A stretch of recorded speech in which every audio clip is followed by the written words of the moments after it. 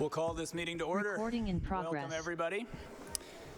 Pursuant to Chapter 2 of the Acts of 2023, this meeting of the City Council will be conducted via remote participation. Sorry about my voice, everybody, that you have to listen to me. It is being recorded, and we will post an audio recording, audio-video recording, transcript, or other comprehensive record of these proceedings as soon as possible after the meeting on the City of Somerville website and local cable access government channels. In the event of an emergency, if we must evacuate the building, please locate the nearest emergency exit and exit to the farthest points of the parking lot away from the building. All exit doors have an exit sign above the doorway. All means of egress, including aisles, hallways, stairways, fire escapes, and exit doors within the council chamber through the public way outside the City Hall must remain free and clear from obstructions, including objects and persons. Let's call the roll, please. This is roll call. Councillor McLaughlin. Here. Councillor Davis. Here. Councillor Wilson. Present. Councillor Said. Present. Councillor Scott. Present. Councillor Mba. Present. Councillor Burnley. Here. Councillor Klingon. Present. Councillor Strezzo. Present. Councillor Pineda-Neufeld. Present. Councillor Ewan-Campen. Here. With all councillors present, we have a quorum.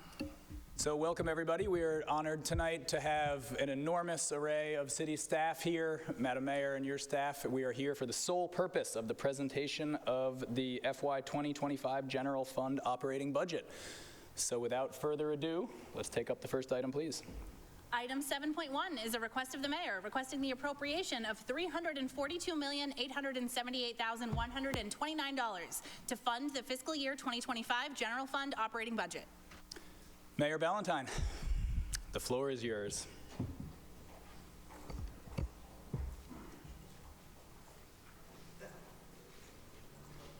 Good evening. Council President Ewan-Campen, esteemed colleagues on the City Council.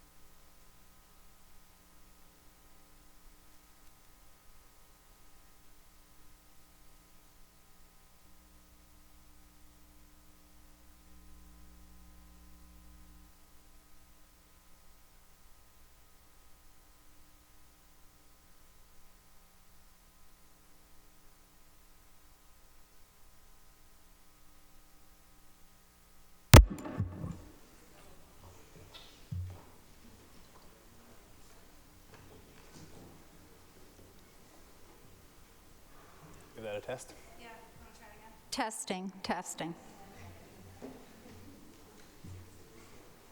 Do you want me to start from the beginning? No? Okay. Make no mistake, Somerville is still delivering notable growth. Our assessing staff are currently projecting $13 million in new growth for FY25. This is a reduction, but still the second highest in the city's history. However, revenue projections are lower due to a range of external factors. This includes the slowing of the commercial real estate sector and changes to state tax law. Less revenue means less room for our budget to grow than in prior years. Our assessing staff are currently projecting $13 million in new growth for FY25, but it is a reduction that we have to account for. So we made some tough decisions. And because this is Somerville, each of those decisions was guided at every step by our shared goals and priorities.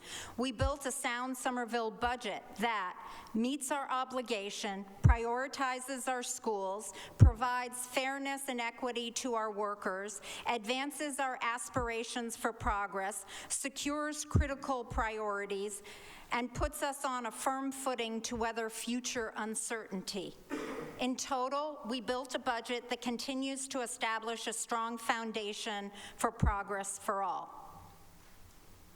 In total, the operating expenses, investments, and obligations funded in this year's budget total $360 million.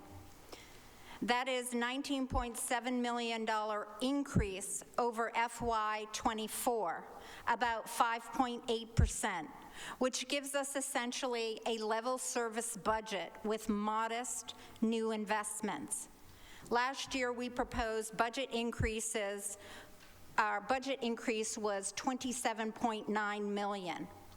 After adding inflation adjustments, needed funding to maintain existing services, salary and benefit adjustments, and covering fixed cost, this budget makes room for very strategic but limited new investments for the coming fiscal year, which start on July 1. We supported greater relative investments in the schools as our first priority. We built this budget the Somerville way.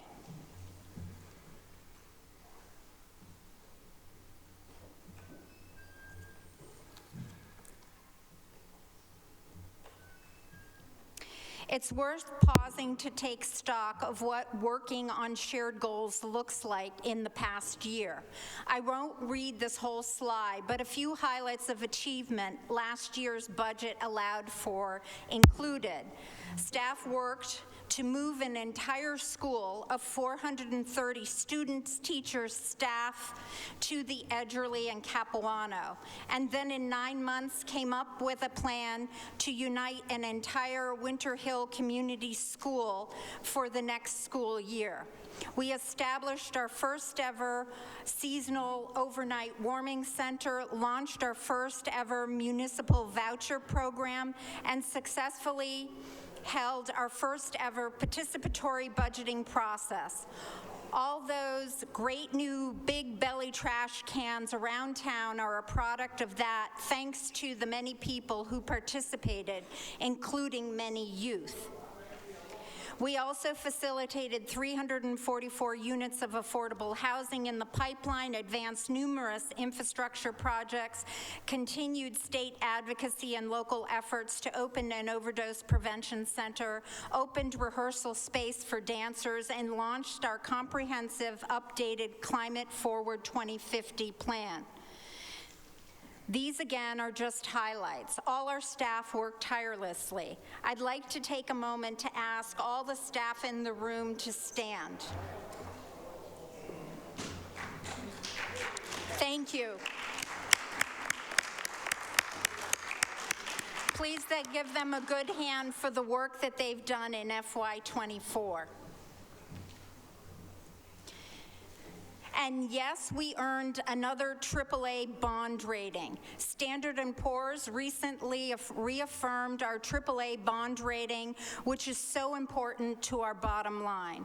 Last year was a historic for us because it was the first time ever the city of Somerville had earned the AAA bond rating. So this is our second year consecutively.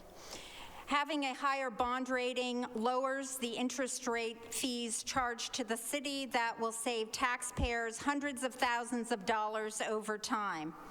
Again, in a time when economic forecast is murky, having a crystal clear AAA bond rating puts us in a better position to achieve our goals.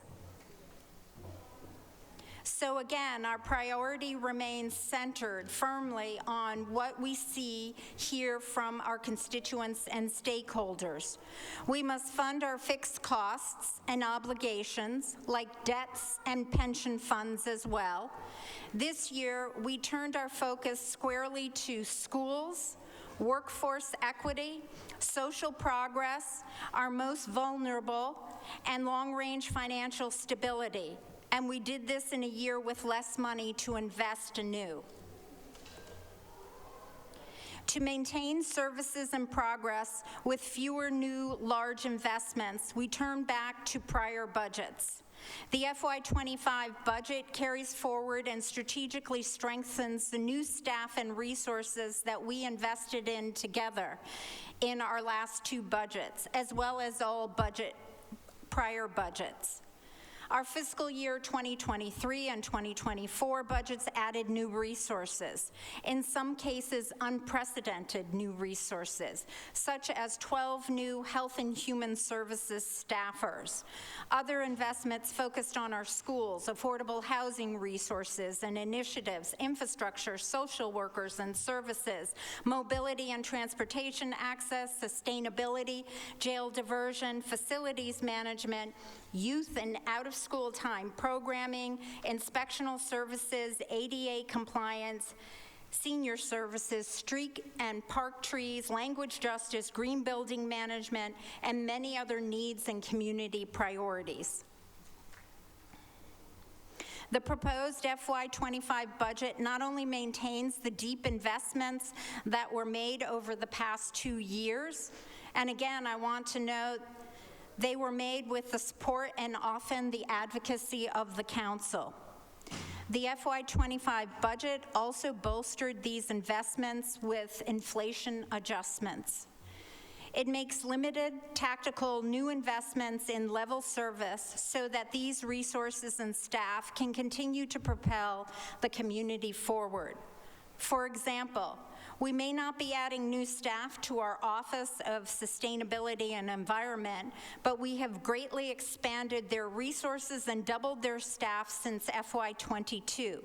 And that team will be working hard to advance our climate, action, and sustainability goals in FY25.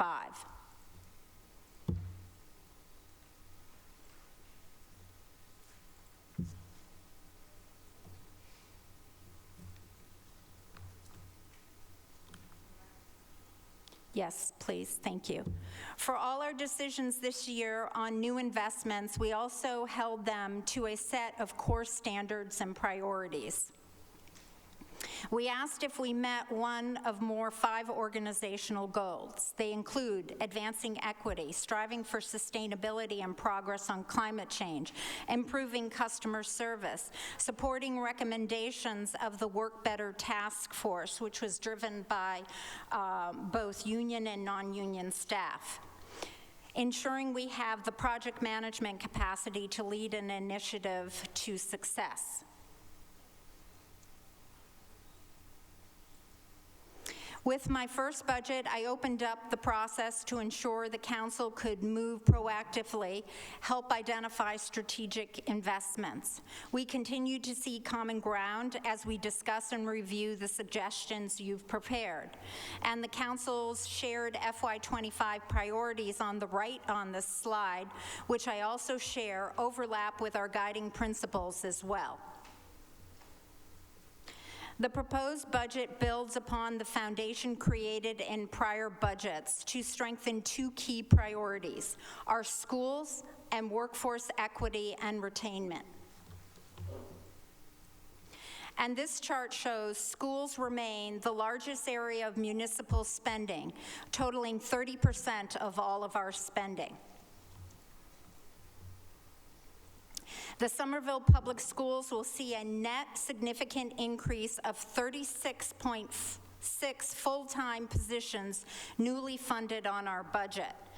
This includes 25 positions that would have been set to expire with the end of the temporary federal pandemic funding called ESSER. As our youth continue to climb back from the profound pandemic impacts and prepare for their futures, we must provide a comprehensive whole child resources they need.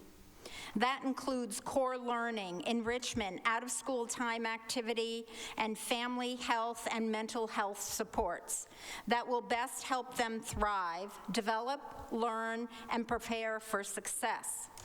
Working with the Somerville Public Schools leadership and the school committee, we dedicated resources to support our children from cradle to career and college readiness. In my time as mayor, the school budget has grown 27% in only 3 years. That's an additional $22 million annually over where we were when I took office. But it's not the numbers that matter. What matters is having funding for special education staff, reading and math interventionists, ELS specialists, and having a community that's committed to student progress.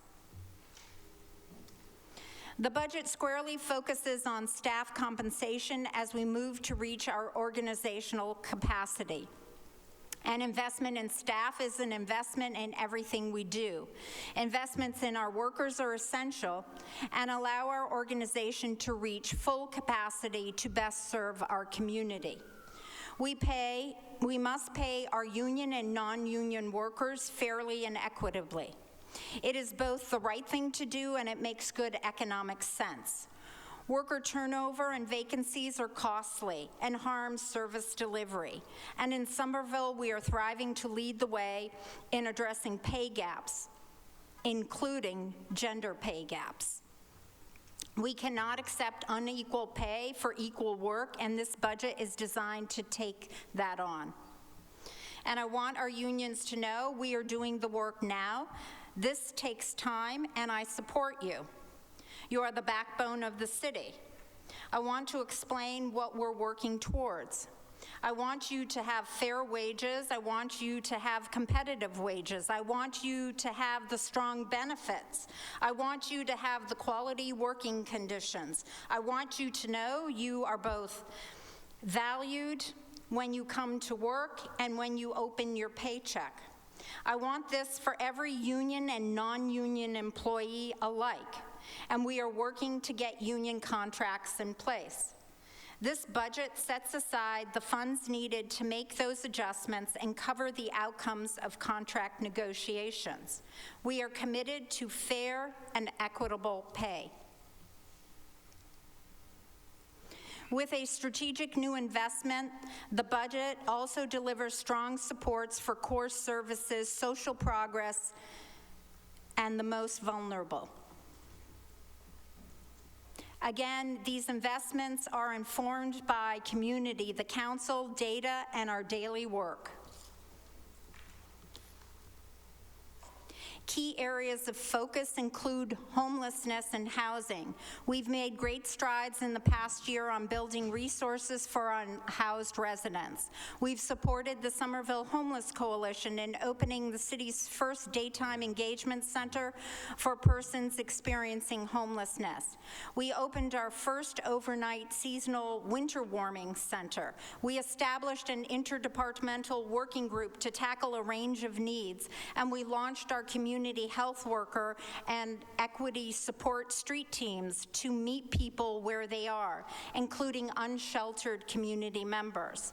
But with state emergency shelters overflowing, the need is great, and we must do more. We will accelerate this work with the proposed addition of a homelessness coordinator. We are also proposing the transfer of $3.3 million of off-budget funds, including free cash, to the Affordable Housing Trust Fund, bringing that total to nearly $34 million. And we need to convert a half-time deputy director for the Office of Housing Stability to a full-time to support services to residents at risk of displacement and advance affordable housing initiatives. To support our facilities and infrastructure, we are also proposing a DPW facilities coordinator to maintain our assets, a construction liaison and design manager to bolster capacity and engagement for our infrastructure projects, and roof and library repairs and upgrades that will be funded from strategic reserves. To serve seniors and vulnerable residents, we are seeking to transition the Taxi to Health program and the Council on Aging Lunch Series off of expiring pandemic relief funding, known as ARPA, and into the city budget to provide needed services and enrichment for our seniors and persons with disabilities. Honoring a council request, we proposed a wage theft coordinator to help ensure local workers are fully compensated and support the Wage Theft Advisory Committee. To support the health needs of vulnerable community members, we propose to transition the grant-funded community health worker manager into a permanent position. To advance sustainability efforts, we propose a transition away from rodenticide in city and school buildings to safer approaches to rodent control. A contract to maintain our green stormwater infrastructure that supports our climate action goals and reduces flooding impacts. And something the council and I and community members have wanted for some time, we are seeking to launch a curbside composting pilot to advance climate action goals for energy efficient waste management. This too would be funded with strategic reserves. We are committed to making continued strides in our out-of-school time programming for youth with increased staffing and programming supports for the Recreation Department, which will shore up staffing for our teen centers and other offerings. We are currently building our first new fire station in decades, and this budget includes funding to outfit the new station at Assembly Row and staff it in late next year. This is needed public safety progress that will keep our residents safer and provide a quality new facility for our firefighters. Likewise, our infrastructure staff will continue to advance our fire station master plan for repairs and improvements to all our fire stations. A new civilian crossing guard supervisor will support safe routes to school and transition this function from officer status to civilian. As we work to support our workers and best serve our residents, new support for customer service training and to meet Federal Family Medical Leave Act requirements will both improve the workplace and residents' access to services. Because of the financial headwinds facing communities in Massachusetts, we took the approach of utilizing all funds, not just the usual budget funds. Some of these I've already noted. The careful, strategic, and tactical use of these funds is limited to investments that are appropriate for the funding source. The Racial and Social Justice Stabilization Fund will be used to fund a Public Safety for All initiative program manager to advance the related initiatives. This will advance our alternative response, civilian oversight, and other Public Safety for All initiatives. To advance our climate-forward mobility and equity goals, we will continue to fund our popular free MBTA Pass program for parents and guardians funded with free cash.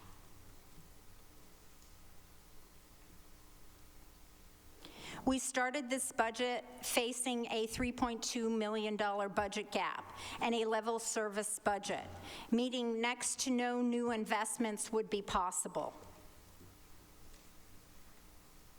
We closed the gap by making strategic one-time use of free cash to pay down $1.8 million in debt service.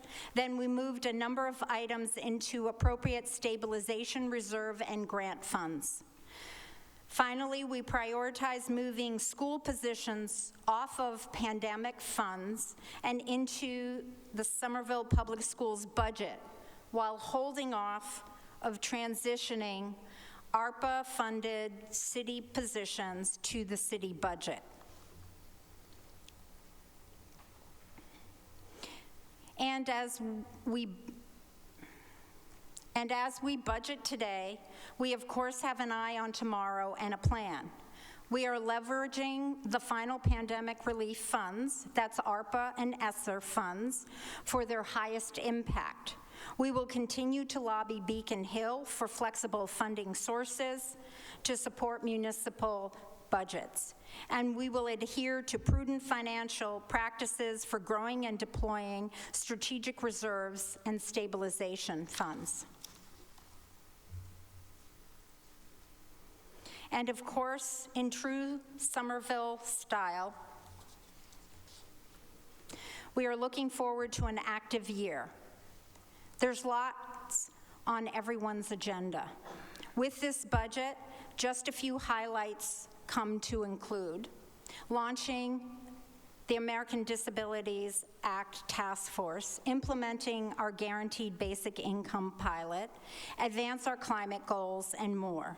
In Somerville, it's about the we, the us, the village that it takes to get things done.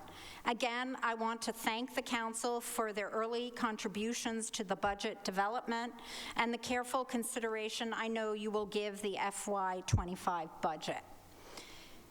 In Somerville, this thing we all call budgeting translates to two words: service and progress. I look forward to the passage of this budget being just the start of another strong year of collaborative service and progress with you in the year to come. Thank you.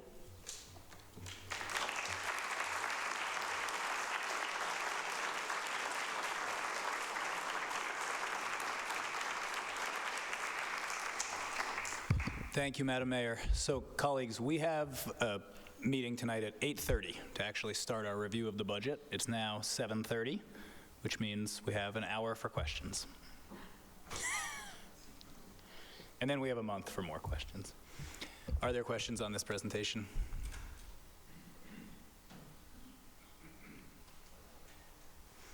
I have one. This is really a basic question because it's something that I think it's important that the public understands, and I don't think that I fully understand it. Can you talk more about the rising healthcare costs? I know that this has been a huge driver of municipal spending, and I wonder if someone from the administration could just kind of flesh out what that actually looks like. Yes. Mr. President, thank you. Mike Mastroboni, Budget Director for the city. Thank you for the question. If I understand it, you're looking about the rising, looking to understand the rising health costs that we're facing. As this council likely knows, we're part of the Group Insurance Commission, which is a pooled risk group for health insurance. We have benefited greatly from that relationship with the GIC.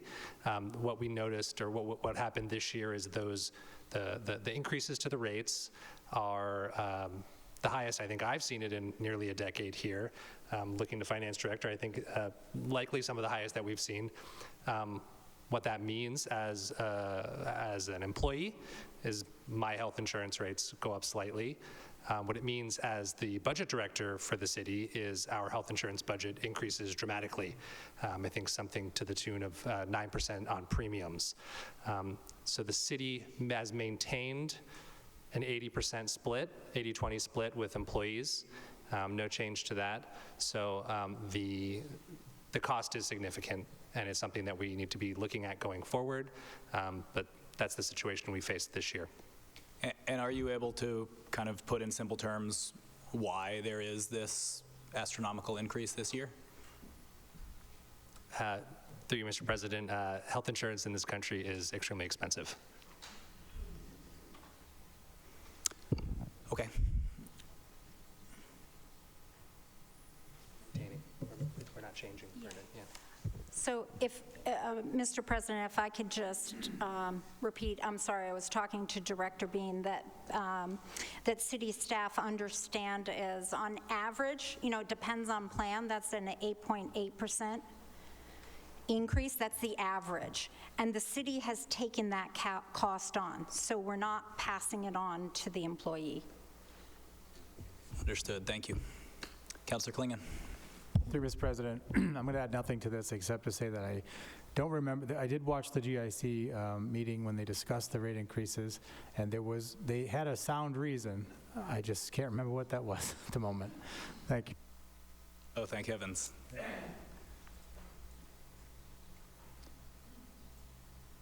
Councilor Burnley, Councilor Mba. Thank you, through the chair. Thank you for going first. I always go first, and I'm just, I'm trying to, give everybody a chance to speak. Through you, really interested in this composting pilot. This is not the city's first swing at this, as far as I remember, and it's something that I know many of our constituents have asked us for a number of years. Can someone speak more to the scope of this pilot? Is it citywide? Is it year-long? So, what I could say is, is she here? Okay. Yes. Welcome, Director. Thank you. Through you. I'm Christine Blaze, Director of the Office of Sustainability and Environment. I can speak to the pilot composting program.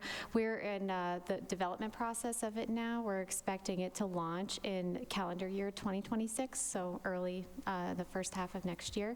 And it would target areas of the city that are most impacted by rodent complaints. This is our plan at the moment, and up to 1,000 houses, probably more so around the 700 household range, based on the cost of composting that we're determining through our research, and as you noted in the past, what we've found when we've tried to develop this in the past, and we're hoping to leverage the funds that are budgeted with additional grant funding through the state and other sources. Thank you. Through the chair, so just to clarify, you say calendar year 26, aka FY 27? Is that accurate? Oh, sorry. Through you, Mr. President. I'm sorry, I misspoke. Calendar year 2025. Thank you. That is a bit more calming. Do I see a comment or follow-up from my colleague at Ward 6? Councilor Davis on this point. Thank you, Mr. President. Thank you for raising the question to my colleague at large, through you to the director, I think.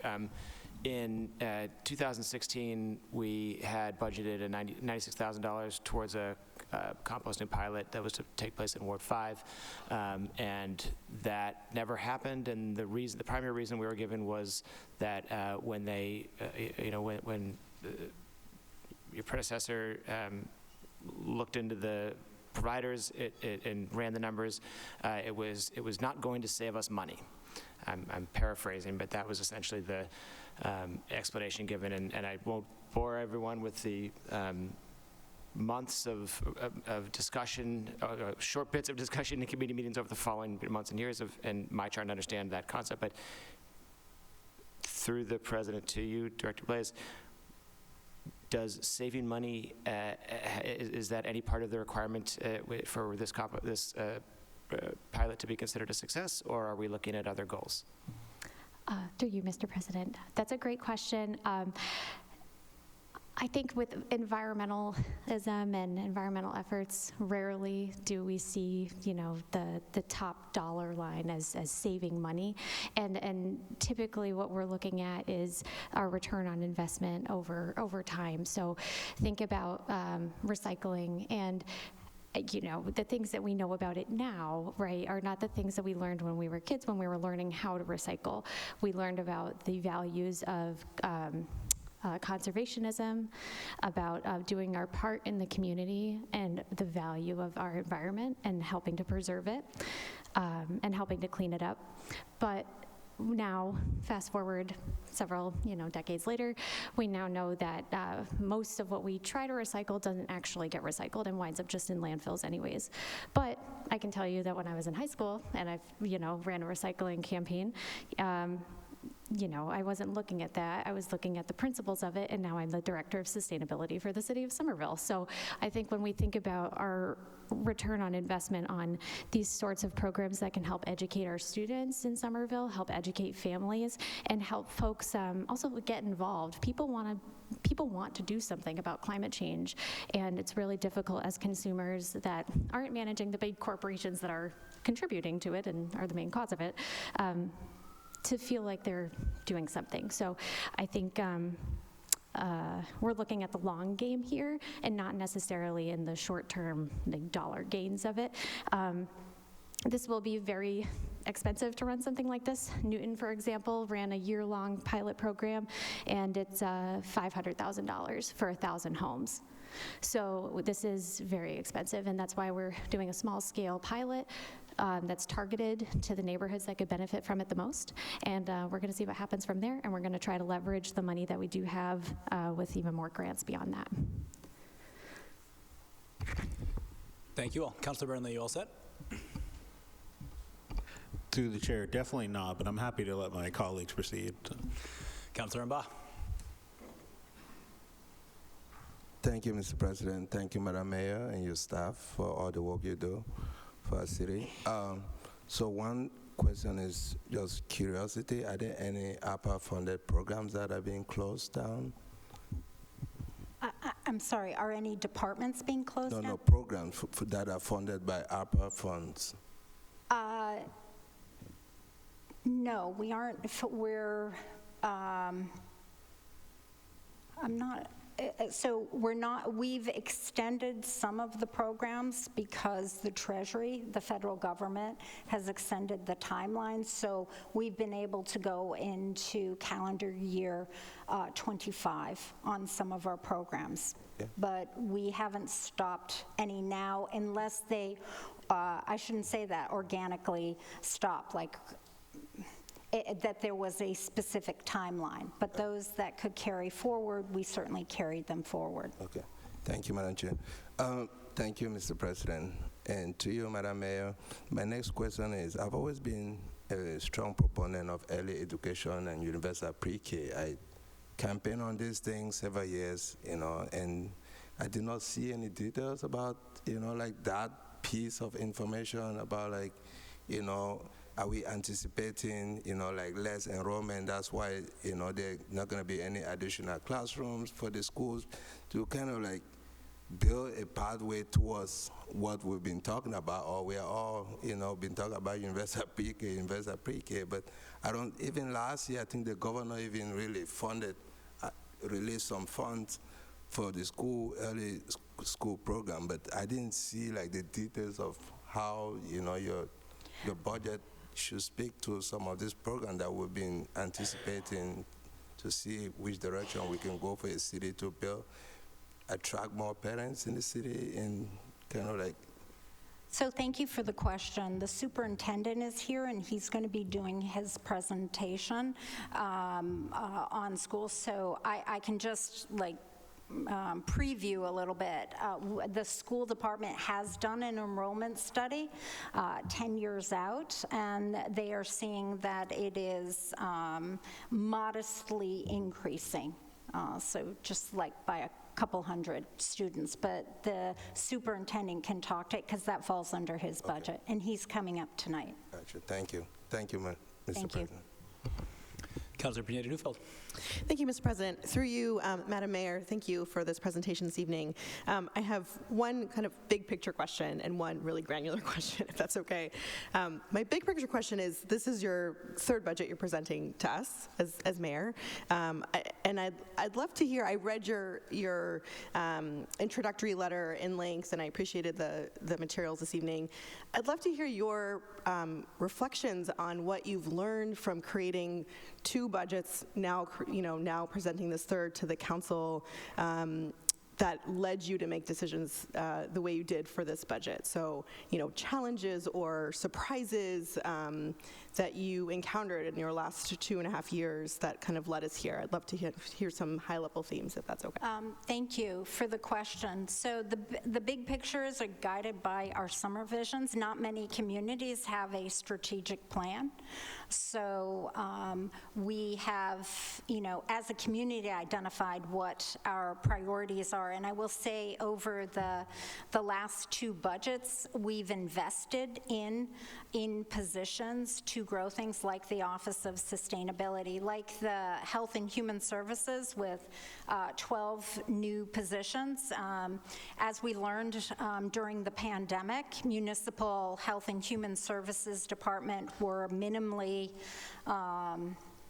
funded, and so I would say I'm really thrilled that we were able to do that, and with the council support last year, because we have a humanitarian crisis with our unhoused population. So we are a little better prepared with more staff to be able to help us navigate that. And opening up a overnight engagement center, even though it was seasonal, is a heavy lift. It takes 12 to 14 departments that are working on it, not only the HHS staff, but our DPW, our capital projects, finance, and HR, and so forth, procurement, and so forth. So I certainly feel that Somerville is in a stronger position.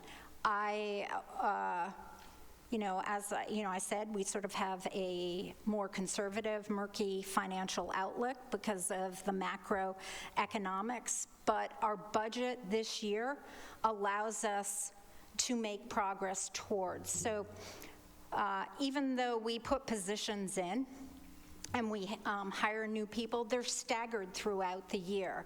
So in some departments, they might not have been hired until the third or the fourth quarter. So, we're going to reap the benefits, so to speak, from hiring those staff into FY25. And with our Somerstat division, we can really not only look at the values, but also pull more data, because now we are almost fully staffed, but someone moved out of the country. So we're looking to hire somebody else in there, but we can also use data to inform how we move forward. I think we're in a very strong position to make a lot of progress. Thank you. Through you, Mr. President, I actually have a couple more questions, if that's okay. One of the, I was looking, Madam Clerk, at the second to last slide before thank you on the FY25 progress coming in FY25. Yes, thank you. A couple of more granular questions on this slide.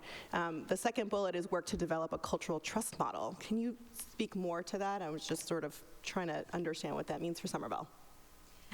So we're going to develop it. It's been a request from the arts community to develop. So this will be a planning time. I would say, I don't know, is Director Greg here? No? Okay. Oh, he can. Would it be okay if he talked about it at the hearing? Okay. Thank you. Sure. And similarly, on this slide, the guaranteed basic income pilot, very interested in hearing what, if any, I know that we're going to dig more into this during the hearings, but I think this is important enough for the community to hear now. What can we expect in the next fiscal year for this pilot? So between our school department, our office that, within the school departments, I have to check, is it needs department? I forget that Regina Bartoldo, all of us know who Regina is, works with our unhoused students, or the basic needs of what our students are, and our city staff, our Office of Housing Stability, together, they identified the families that or individuals that were in most critical need. So on the guaranteed basic income, that will be a check of $750 a month. And half of the participants are families that have children in the school system. So it's going to launch in July. As we get more information, we can certainly share back with you. And I can, you can, as our ARPA department can, work on that. I'm not sure if 3 months in or 6 months in is the best time to get the updates, but we'll be sure to reach out to you and suggest that. Great, and Mr. President, just one last question. Somerville as a community, we love our studies, as folks say. So I'm thinking about a few recent ones that either we've been involved with as a council, or we've gotten results from recently, the police operations study, the curb use and parking use study. I'm sure I'm getting that name wrong. And more recently, not one necessarily commissioned by the city, but had lots of really interesting data and recommendations, the small business displacement study. So can you share how the results of some of these studies have informed this budget, if at all? So I would say is that, so on the curb study, I will just ask mobility and to be able to report out on that. If you want a high level, I will see if he's here to give that to you. On the police and operations level, the police chief will go into more detail. However, we are making some changes where we thought we could. We are in the middle of collective bargaining with that, so some of the changes, or the chief can speak specifically, the changes have to be bargained. And the small business study, I would let also, we have a number of studies going on, so I'm happy to make sure that the staff give you updates on them as they come before the council.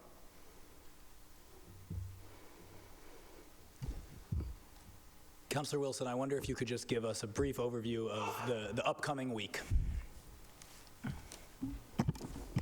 Yeah, absolutely. Thank you, Mr. President. So coming up on Tuesday is the public hearing on the mayor's proposed FY25 budget. And then we will begin a pretty grueling series of regular departmental hearings over the next 2.5 weeks, roughly, leading up to cut night scheduled for Tuesday, June 18th. And then we're having another special meeting of this council on Thursday, June 20th, where we anticipate taking up a vote on the then revised, likely FY25 budget. Excellent. Councilor Scott. Thank you, Mr. President. Through you to the mayor. Hello, our honored mayor. Good to have you here tonight. Appreciate the presentation. So as I look at the budget this year, I'm just on the big picture trends here from the choices made.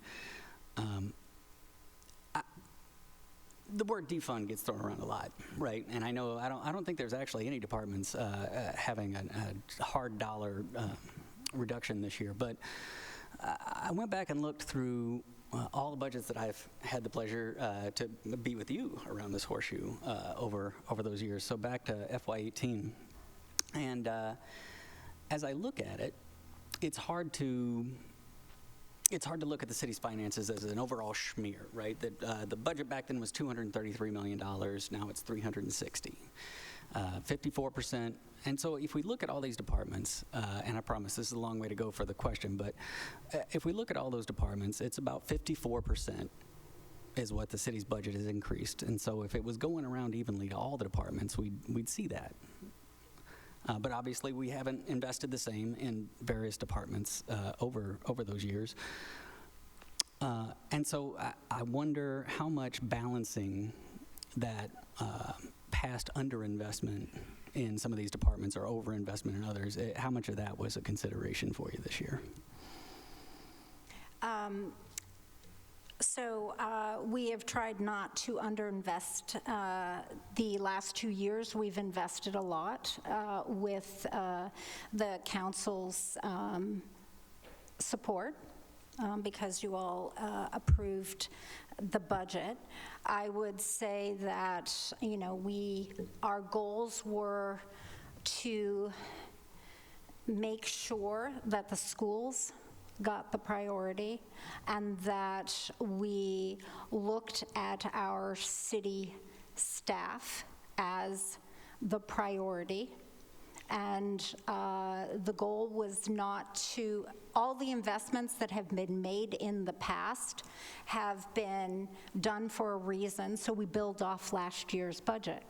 And so, again, it was to develop a budget that would build off those prior year budgets without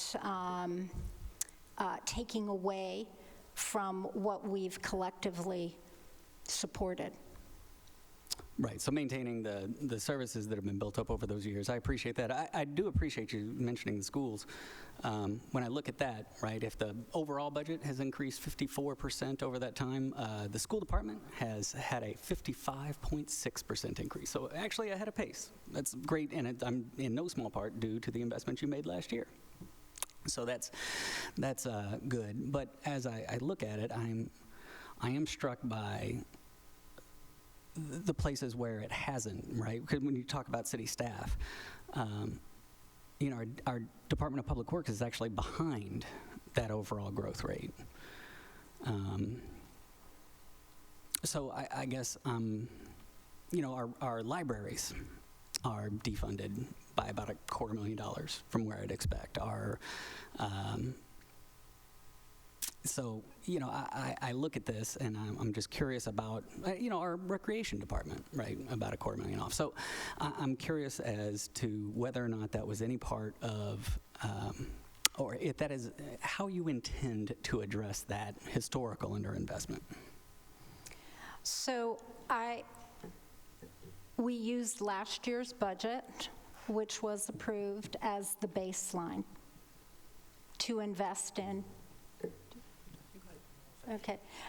We used our last year's budget as the baseline, and it was supported by this council. So those were the investments and priorities that we had decided collectively, and we're continuing with that. I appreciate that. Thank you, Madam Mayor. Director. If I may, Mr. President, through you, to Councilor Scott, I think that's a really great question. I think a really important factor, I think, that we've noticed this year in the massive amount of work that our city solicitor's office is doing on the collective bargaining front. You know, some of those departments that you're looking at, you know, I'm hearing DPW, I'm hearing libraries, big SMEA shops that we would expect, you know, once the contracts are settled to really kind of even that out a little bit. And I think that's something that we've worked with Mayor Ballantyne and the team to really prioritize this year. I think the biggest number, I think that I'll call attention to, and maybe we'll talk about it later tonight, is salary contingency, reserving space, because that is so important. So I think I would say that's a great analysis, and I think the only sort of compounding factor that I would identify is the sort of the piece that's reserved in salary contingency. But thank you for the question. Yeah, Counselor, go ahead. Pardon me, since you mentioned salary contingency, can you remind me again off the top of your head how much we're putting into that contingency fund this year? Mr. President, somewhere north of 6 million, slightly north of 6 million. All right, thank you. Counselor Wilson? Yeah, thanks, Mr. President. Through you to the mayor. Thanks for coming and presenting on this. I understand, a lot of the talk of level service funding. The three departments that it's clear saw big increases this year. At schools, 6.7 million. We understand pretty well what went into that. Thank you for coming through for them with that. Fire, 3.1 million. Above where they were last year. We understand most of that Assembly Square Fire Station and hiring. That's about 2.5 out of that 3.1 million by my math. DPW is the third one. There's an extra 1.7 million. Could you talk a little, we could go into their budget, but I guess sort of how, obviously putting together a budget, you're making tough choices. What was it about DPW? That one's a little less clear, how they were necessarily, and again, they have many divisions under DPW, but that one just jumped out at me as being a little bit different from all the others in terms of the increase that they saw. Mr. President, through you to Councilor Wilson, great question again. I'm thankful for the opportunity to talk about a couple key factors that we're dealing with in this budget. First is maintenance of our assets. I'm talking buildings, I'm talking facilities. The second piece of that is contract costs. So, I don't want to go ahead of my colleagues in DPW, but they'll be able to talk you through the details. We're seeing a number of really impactful vendor contracts just coming up due to inflation. So remember, out of $1.7 million growth, this DPW is one of the bigger groups of funds within the budget. So happy to walk through that at the right time, but I think between those two factors, as well as some targeted investments in positions in DPW that Mayor Ballantyne put into the budget. Those are probably the primary factors in DPW, if I had to say.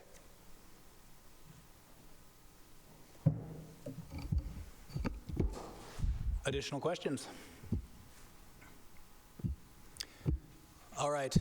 Our next meeting starts at 8:30. That's a meeting of finance, meeting of the Committee of the Whole.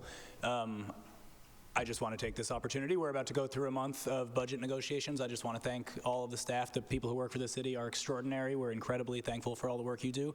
Mayor, thank you very much for leading this budget process. I think we are very lucky to not be dealing with a lot of the egregious problems that some of our neighboring communities are. This is obviously a very challenging environment in which to be crafting a budget, and there is a lot of positive stuff to be said about it, and you all deserve credit for that, so thank you. Councilor Wilson moves to adjourn.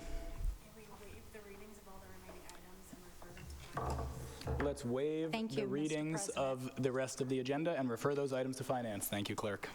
And then on adjournment, Councilor McLaughlin. Yes. Councilor Davis. Yes. Councilor Wilson. Yes. Councilor Said. Yes. Councilor Scott. Yes. Councilor Mba. Yes. Councilor Burnley. Aye. Councilor Klingon. Yes. Councilor Strezzo. Yes. Councilor Pineda-Neufeld. Yes. Councilor Ewing-Campen. Yes. With all councilors in favor, this council is adjourned. Thank you.